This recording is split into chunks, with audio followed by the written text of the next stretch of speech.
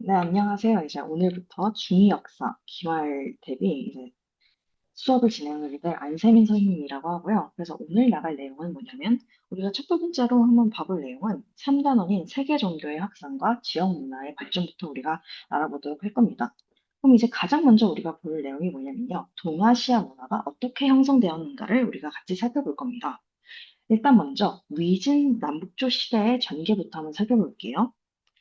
예전에 옛 중국에 후한이란 나라가 있었어요. 근데 이제 그 후한이란 나라가 멸망을 한 겁니다. 그래서 멸망한 뒤 중국은 세 나라로 분열이 됐거든요. 이제 위나라, 총나라, 오나라 이렇게 세 나라로 분열이 됐습니다.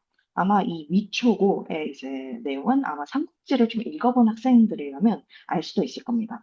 그래서 원래 위초고라는 세 나라가 있었는데 위를 이은 진나라에 의해 통일이 됐어요.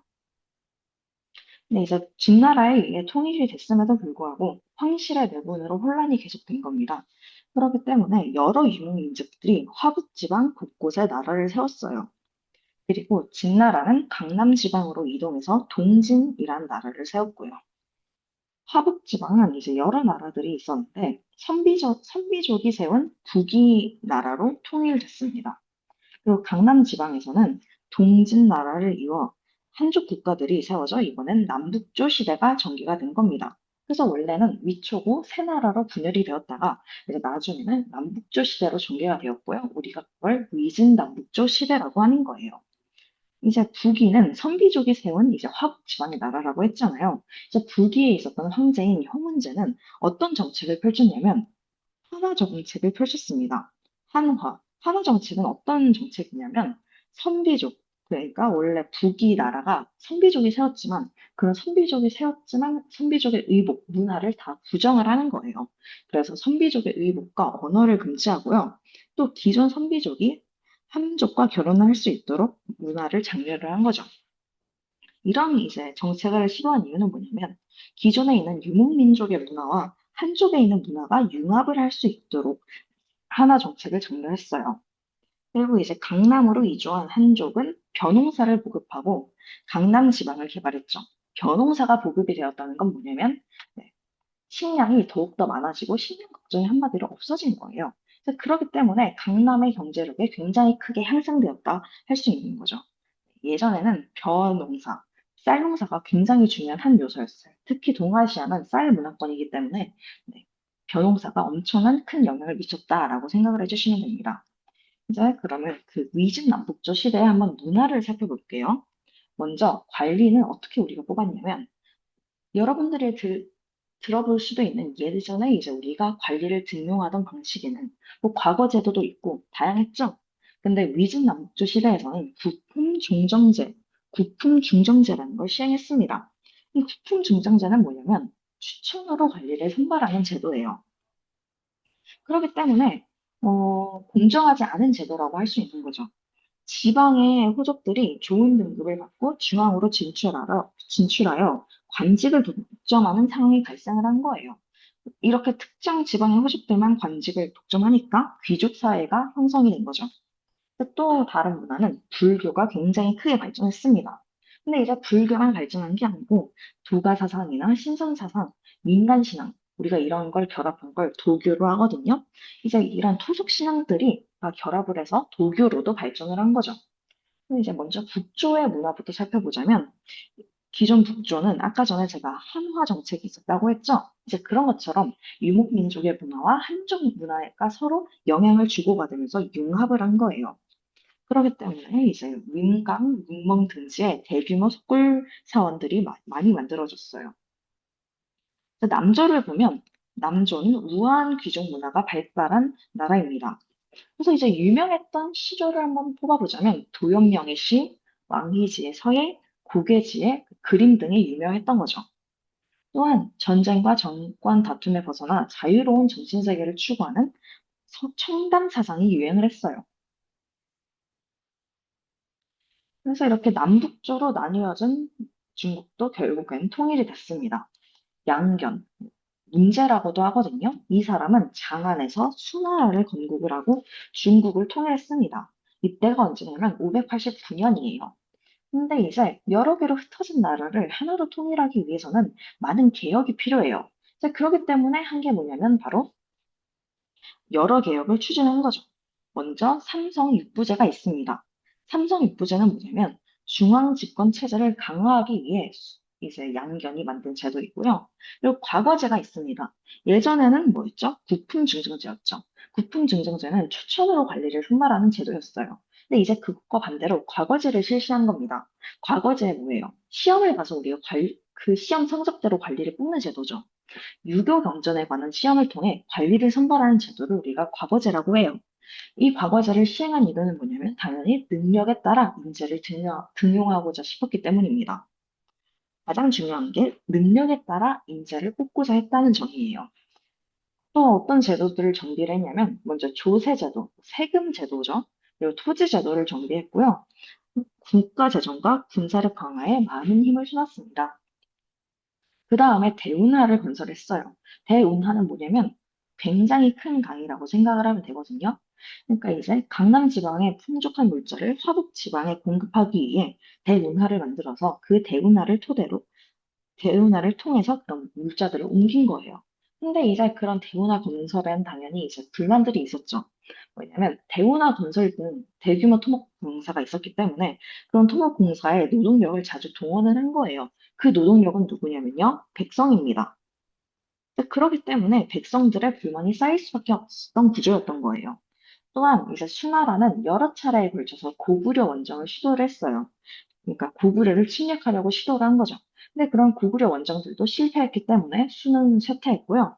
그리고 곳곳에서 반란이 일어나서 수나라는 건국된 지 얼마 되지 않아 바로 멸망을 했습니다. 이때가 618년이고 30년도 지나지 않아서 29년 만에 쇠퇴를 한 걸 볼 수 있네요. 이제 그 다음으로 이제 다시 성장한 나라는 어디냐면 당나라예요. 당나라의 성립과 발전을 한번 같이 살펴볼게요.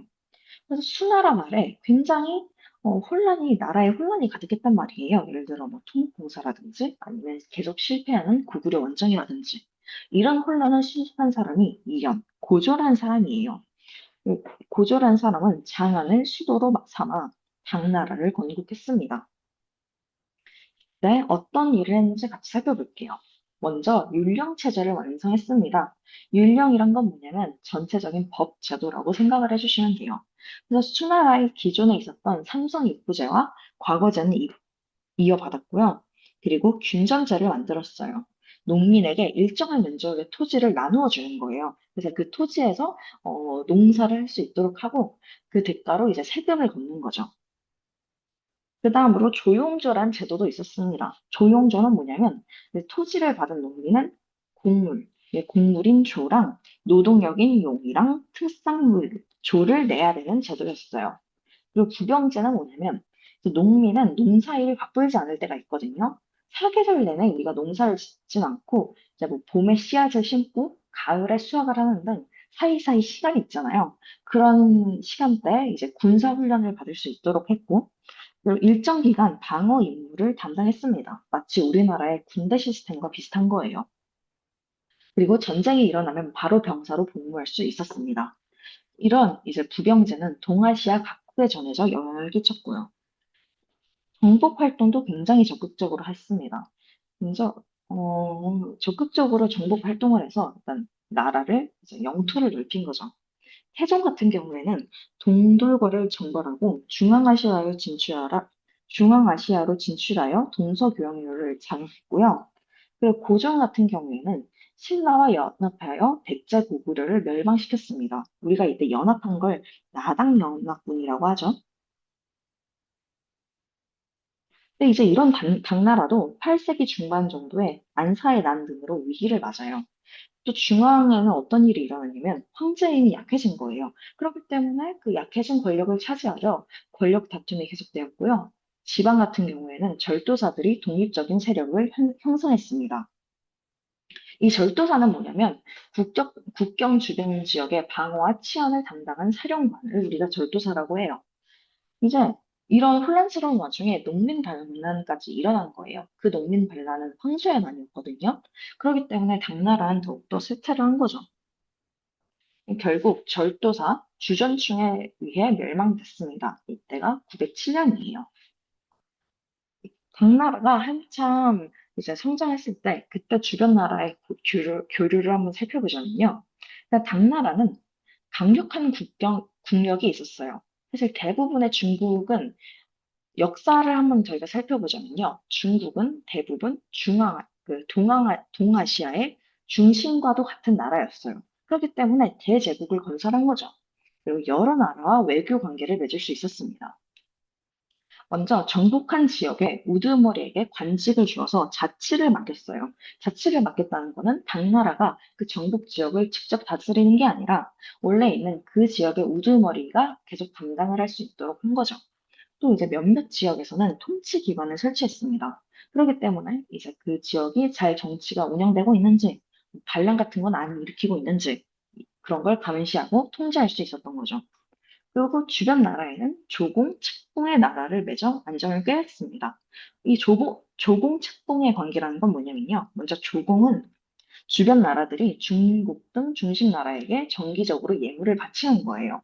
대신 책봉은 뭐냐면 그 중심 나라가 주변 나라의 우두머리, 군주를 명예왕직에 임명하거나 왕으로 인정하는 제도죠.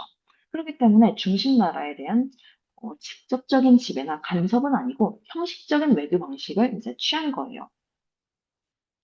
또한 우리가 당나라의 수도를 장안이라고 했죠. 장안은요, 인구 100만에 이르는 국제 도시로 성장했습니다. 그래서 신라와 일본, 돌궐, 위구르 등 각지에서 이제 온 사신, 학자, 승려, 상인들이 몰려드는 그런 대도시였고요. 학자들은 이제 뭐 당나라의 이제 과거 시험에 합격해서 관직을 받으러 온 거고, 불교 승려는 장안 내에서 수행을 하거나 아니면 다시 인도로 순례를 떠나는 경우도 있고요. 아니면 상인은 비단길이 있었어요. 그렇기 때문에 그 비단길을 이용하여 다양한 물품을 거래할 수 있는 거죠. 당나라의 문화는 어땠냐면 일단 굉장히 귀족적 문화가 발달한 나라였습니다. 일단 시부터 보면 귀족적 문화가 발달한 만큼 시도 귀족의 취향에 맞는 시가 위주로 발달을 한 거예요. 그래서 뭐 이백과 두보 등 중국에서 손꼽히는 시인들이 이 시기에 활동을 했어요. 그리고 도자기는 중국은 도자기 기술도 굉장히 뛰어났습니다. 당삼채라는 색깔이 화려한 도자기가 유행했어요. 이 불교의 경우를 한번 살펴보자면 현장 등의 이제 승려들이 인도에서 불교를 가져온 뒤 번역을 해서 불교의 수준이 굉장히 높아졌고요. 이렇게 수준이 높아짐과 더불어 다양한 종파가 생겼습니다. 그리고 이제 유학, 여러분, 그 다른 나라에 가서 공부한 유학 아니고 다른 유학이에요. 경전 해석을 통일한 이제 오경정의가 편찬이 된 거예요. 그래서 과거 시험의 기준이 된 거죠. 유교학을 유학이라고 생각을 해주시면 돼요. 국제적 특징도 한번 살펴보자면, 일단 각지에서 이제 외국인들이 와서 활동을 했다고 했잖아요. 그렇기 때문에 각지에선 다양한 종교가 있어서 그런 다양한 종교들이 전해져 장안의 이슬람교, 조로아스터교들의 사원이 세워지기도 했을 만큼 그런 국제적인 도시였습니다. 그리고 이제 당나라는 다른 나라에서 문화를 받아들인 게 아니라 당연히 이제 당나라 문화도 다른 나라에 굉장히 많이 전파가 된 거죠. 동아시아는 굉장히 이제 다들 가까운 위치에 있었던 만큼 여러 나라의 문화 요소가 다 같이 공유되었다라고 생각을 해주시면 돼요. 제도화 문화가 발생하고 발전하고 그리고 주변 나라들과의 교류가 활발한 겁니다. 그래서 이제 당의 문화가 이제 한국, 일본, 베트남 등 동아시아 각국에 전해진 거죠. 그래서 이제 원래 당나라에 있었던 한자, 율령, 유교, 불교 등의 이제 공통 요소로 하는 동아시아 문화권이 이때부터 생겨난 거다라고 생각을 해주시면 돼요. 그럼 먼저 한자부터 보면 동아시아의 공용 문자 역할을 했어요. 지금도 한자를 쓰는 문화권이 굉장히 많죠. 이게 다 이제 예전에 당나라가 썼던 이제 한자가 주변 나라들로 다 전파되었기 때문이에요. 그리고 이제 한반도의 이두, 일본의 가나 문자, 그리고 베트남의 쯔어 문자가 만들어지는데도 영향을 끼쳤습니다. 그리고 율령을 보면 율령은 각국에 수용되어서 중앙 집권 체제를 정비하는 데 기본이 됐어요. 그리고 발해나 이제 일본 같은 경우에는요, 당나라에 원래 있었던 삼성 입구제를 자국에 맞게 독자적으로 운영을 한 거예요. 그래서 그 삼성육보제를 차용하되 당나라의 상황이 이제 한국과 일본의 상황에 정확하게 맞진 않잖아요. 그렇기 때문에 그 제도를 조금 더 자국에 맞게 조정을 해서 사용을 한 거죠. 그리고 유교가 중요시된 이유는 뭐냐면, 유교는 국가에 충성하고 신분에 맞게 생활하라는 내용이 있어요. 그렇기 때문에 각국의 통치 이념이자 사회 규범으로 받아들여진 거죠. 또한 이 유교는 학교에서 주요 과목으로 채택되어서 이제 우리나라도 과거 시험을 볼 때 유교에 있는 내용을 바탕으로 우리가 시험에 봤습니다. 불교는 너무 유명하죠. 이제 불교는 어떻게 사용이 되었냐면요. 왕이 부처의 환상이라고 전파를 한 거예요. 그렇기 때문에 부처의 환상이다. 와, 그럼 대단한 거죠. 그래서 왕실의 권위를 높이는데 주로 활용이 되었어요. 또한 학문과 예술이 발달하는 데에도 크게 이바지를 했고요. 뭐 예를 들어 우리나라의 대표 불교 유적지를 살펴보자면 경주에 있는 불국사당이 있죠. 이런 식으로 예술이 발달하는 데에도 크게 영향을 미쳤습니다. 그래서 동아시아의 여러 나라는 당의 이제 문화와 물건들을 각국의 상황에 맞게 잘 수용을 한 거예요. 그래서 그 당나라의 이제 문화를 가져오되 독자적인 문화를 발전시킬 수 있는 거죠.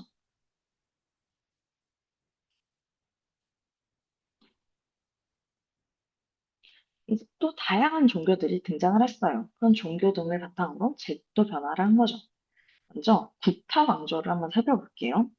구타 왕조가 이제 힌두교의 발전을 볼게요. 먼저 예전에는 북인도가 분열이 되었습니다. 그래서 분열되었던 북인도가 어떻게 통일할 수 있었을지를 살펴볼게요. 원래 4세기 초 쿠션 왕조가 이제 인도에 있었습니다. 그래서 그 쿠션 왕조가 멸망 이후 이제 분열되었던 이제 북인도에서 구타 왕조가 들어선 거죠. 그래서 먼저 찬드라구타 1세가 있어요. 찬드라구타 1세는요, 겐지스강 유역을 차지했고요. 찬드라구타 2세는 누구냐면 찬드라구타 1세의 손자예요. 그래서 북인도 대부분을 통일하고 구타 왕조의 전성기를 이끈 그런 왕입니다.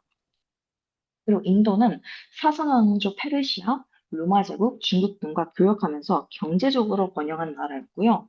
그리고 이제 북인도, 그때 구타 왕조는 브라만교를 바탕으로 불교와 그리고 인도의 다양한 민간 신앙을 이제 융합을 했습니다. 그래서 그 불교와 브라만교 그리고 인도의 다양한 민간 신앙이 융합된 게 바로 힌두교예요. 그리고 구타 왕조의 왕들은 자신을 비슈누의 화신이라고 주장했습니다. 그래서 그런 식으로 왕의 권위를 높인 거죠. 우리가 아까 전에 봤었던 자신, 왕을 불교, 그 부처의 환생이라고 이제 전파해 왕의 권위를 높인 거랑 비슷한 시스템이에요. 그렇게 힌두교는 왕실의 보호를 받으면서 성장을 했고요. 그렇지만 이제 늘 그랬듯이 모든 나라가 영원히 이제 번영할 수는 없어요. 유목민족의 침략과 그리고 이제 언제나 그랬듯이 나라의 말에는 왕위를 둘러싼 내분, 권력을 둘러싼 내분 등이 있습니다. 이제 그런 침략과 내분으로 쇠퇴를 한 거예요. 그래서 6세기 한 중반 정도에 멸망했습니다. 구타 왕조 시기의 문화를 한번 살펴보자면요. 먼저 힌두교가 확산을 했어요. 그래서 이제 문학, 미술 등 다양한 분야에서 인도 고유의 색채가 강해진 거죠. 그런 식으로 인도의 고전 문화가 확립되었다라고 볼 수 있어요. 먼저 어떤 언어가 주로 사용이 됐냐면요. 어, 바라만이 아니라 브라만이에요. 브라만의 언어인 산스크리트어가 공용어로 먼저 사용되었습니다. 산스크리트어가 공용어였기 때문에 산스크리트어 문학이 발전을 했고요. 그리고 인도의 신화나 전설 등을 담은 서사시, 우리가 이런 신화나 전설 등을 담은 시를 서사시라고 해요. 서사시인 마하바라타와 라마야나가 산스크리트어로 정리되어서 이제 많은 사람들이 인도의 이제 신화도 알 수 있게 됐고 어떤 전설이 있는지도 알게 된 거죠. 그리고 미술을 보면 간다라 양식과 인도 고유의 양식이 융합된 특징적인 구타 양식이 나타났고요. 그래서 그런 구타 양식의 대표적인 어, 예술품들은 뭐냐? 아잔타 석굴, 엘롤라 석굴, 그런 불상과 벽화가 대표적입니다. 또한 이제 인도는 학문적으로도 굉장히 발전된 나라였어요. 그래서 일단 구타 왕조의 이제 학문을 한번 살펴보자면 먼저 천문학과 수학에서 큰 발전을 이뤘습니다. 지구가 자전한다는 사실은 굉장히 당연하잖아요. 근데 예전엔 사람들은 그런 걸 몰랐거든요. 근데 그런 지구가 자전한다는 사실을 이때 국타왕조 시기 때 우리가 발견을 한 거죠. 그리고 원주율을 통해 지구의 둘레를 계산한 것도 국타왕조 시기의 인도인들이고요. 영의 개념과 식증법이 가장 먼저 사용된 곳이에요. 그런 인도인이 쓰던 숫자는 아라비아 숫자의 기원이 된 거죠. 그래서 우리가 0, 1, 2, 3 이런 애들을 아라비아 숫자라고 하는데 얘네를 그냥 아라비아 숫자라고만 부를 때도 있고 아니다. 그래도 인도가 먼저 만들었기 때문에 아라비아 인도 숫자다라고 불러야 된다라는 의견도 있어요. 아무튼 이런 아라비아 숫자의 기원은 인도인이 쓰던 숫자에서 기원이 됐다라고 알아주시면 됩니다. 그래서 힌두교는 인도 사회에 전반적으로 큰 영향을 끼쳤거든요.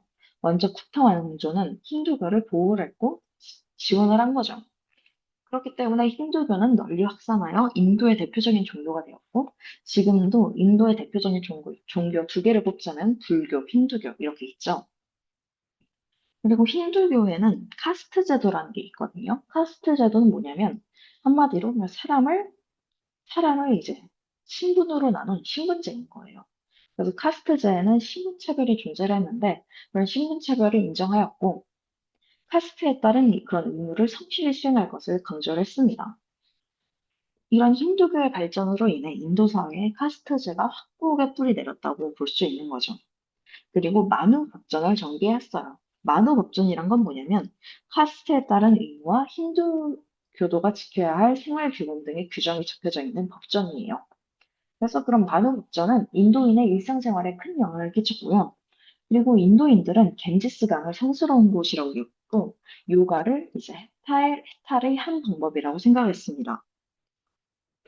또한 소를 신성하게 여긴 그런 문화도 있었고요. 그래서 지금도 인도인들은 소를 먹지 않아요. 왜냐하면 소는 굉장히 신성한 동물이기 때문에 우리가 소를 함부로 해칠 수 없고 실제로도 이제 도로에 차가 있는데 막 소가 지나가대요. 그럼 차는 소가 다 지나갈 때까지 기다려야 되는 그런 문화가 아직까지 인도에 남아 있습니다. 그래서 이제 오늘의 내신 수업은 여기까지고 우리가 이제 확인 문제를 풀어볼 거예요. 확인 문제는 제가 10문제 정도 준비를 했습니다. 네, 그러니까 이 10문제를 10분 동안 풀고 오시고 그 다음에 저의 해설 강의를 들으시면 돼요.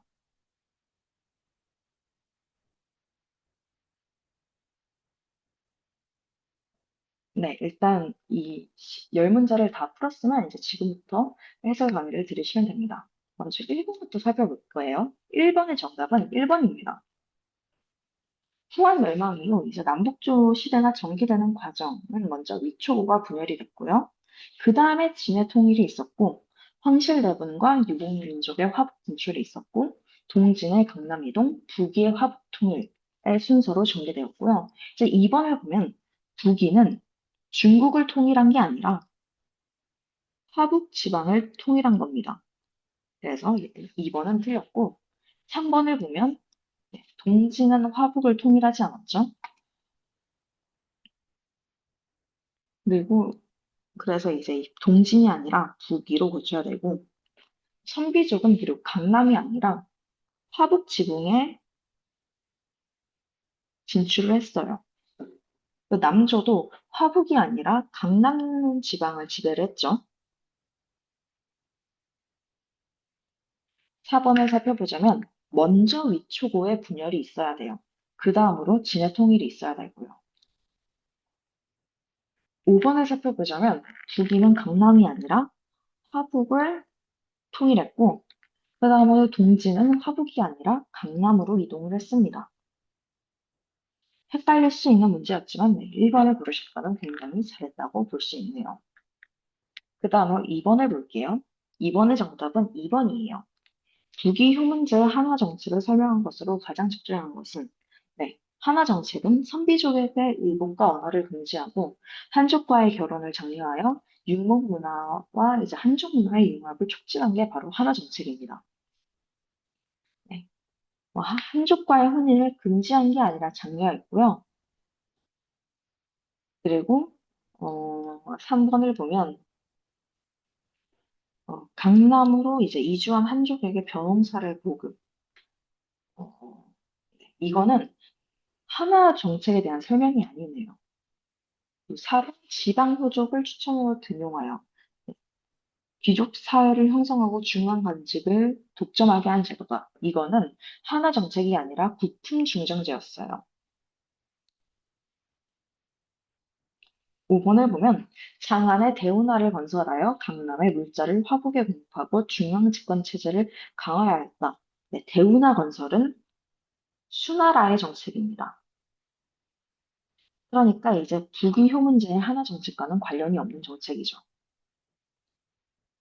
그 다음으로 3번을 살펴볼게요. 3번의 정답은 2번이에요. 일단 다음 중 북조와 남조 문화의 특징을 비교한 내용으로 옳은 것은 북조는 유목민족 문화와 한족 문화가 융합되었고 남조는 도연명, 왕이제, 고개지 등으로 대표되는 귀족 문화가 발달했다. 2번 설명이 옳고요.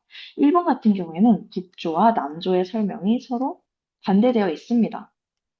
그리고 청담 사상은 남조에서 유행을 했고요. 그리고 이제 하나 정책이 실시된 것은 북이죠. 4번 산스크리트 문학 영의 개념 십진법이 사용된 것은 구타왕조예요. 그리고 5번 삼성 육부제와 과거제는 네. 삼성 육부제랑 과거제는요, 수나라랑 당나라와 관련돼 있어요. 북조와 남조가 이제 모두 왕성한 제도도 아니죠. 그 다음으로 4번을 볼게요. 위진 남북조 시대에 시행되었고 추천으로 관리를 선발하였으며 지방의 호족들이 좋은 등급을 받고 중앙으로 진출하여 관직을 독점하는 데 영향을 줬다. 네, 얘는 북풍 중정제입니다. 꼭 기억을 하세요. 5번 수해 정책과 멸망 원인을 연결한 설명으로 가장 적절한 것은 네, 5번의 정답은 2번입니다. 대운하는 강남의 물자를 화북에 공급하는 기능을 했지만 대규모의 토목공사와 고구려의 원정 실패가 백성의 불만을 키웠다. 네, 백성의 불만이 키워져가지고 여러 차례 반란이 일어나서 수나라가 멸망을 했죠. 과거제는 1번에 있는 과거제는 지방호족의 추천제를 강화한 제도가 아니에요.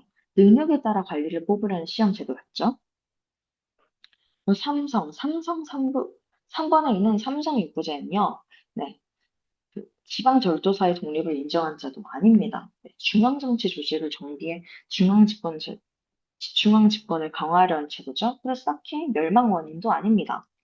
4번을 보면, 장안의 국제도시화, 얘는 당나라의 정책이에요. 그렇기 때문에 수나라와는 관련이 없습니다. 5번, 선비족의 언어와 의복을 금지했다. 네, 이런 적 없죠. 그냥 부귀 효문제의 하나 정책일 뿐이에요. 그 다음으로 6번 해볼게요. 6번의 정답은 이제 5번. 당의 제도에 대한 설명으로 옳지 않은 것은 균전제, 조용조, 부병제, 삼성부제, 과거제 이런 제도들의 이제 이름과 뜻과 정의를 잘 연결해서 보여주시면 감사하겠습니다. 그럼 5번은 왜 틀렸냐면요. 절도사는 과거에 합격한 문식만으로 이루어진 집단이 아니죠. 절도사는 누구였냐면요. 국경 주변 지역의 방어와 치안을 맡은 군사 사령관이에요. 그리고 지방에서 군사권을 가졌죠.